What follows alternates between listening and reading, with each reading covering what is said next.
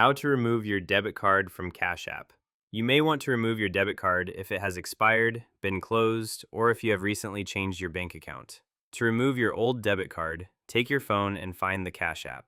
You may need to look for the app if your phone has too many installed apps. Open the Cash App. After the Cash App is loaded, you can see your account balance. To remove the debit card, tap the profile icon in the top right corner. Next, on the profile screen, find the Accounts and Settings section. Below, find the Linked Banks menu option. Select the option. Next, on the Linked Banks screen, select the debit card or bank account you want to disconnect. On the pop-up in the bottom part, select the Remove Card option. Next, you can see that the debit card was removed from your Cash App. Now you can link to a new debit card. That is how to remove a debit card from your Cash App.